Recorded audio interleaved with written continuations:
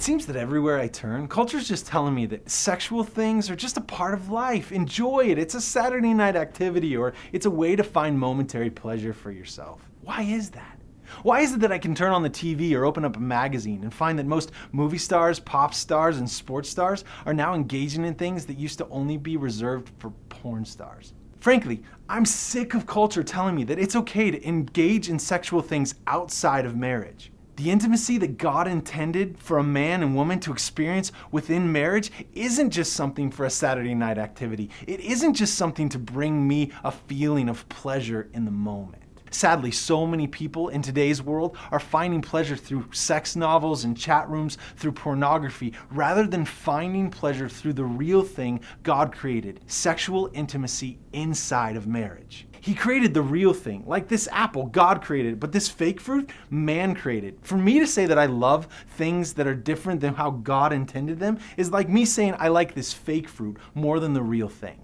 God made this, but He didn't make this. This will bring me true pleasure and fulfillment, but this? So I'm over it. I want to know what God's standard is for my sexuality. I found this passage in Ephesians 5 verse 3. It says, "But among you there must not even be a hint of sexual immorality or any kind of impurity." With that verse, God has drawn His line in the sand. He said, not even a hint. Listen, I'm a 30-year-old guy. I dated my wife for 9 years before I married her, and I've been married for 3 years. I know that there is a lot of pressure outside and inside of marriage to engage in sexual things that are not what God intended. I must strive for purity before marriage and after marriage so that I may please God and hold to this passage to not have any kind of impurity in my life. In the same way, if you're not married, virginity should not just be about your record of sexual encounters, but it should be your mindset. Listen, there's no points for style here. If we have to take extreme measures, then we must do so, because God was very clear, not even a hint of sexual immorality shall be within you. I love that quote by John Piper.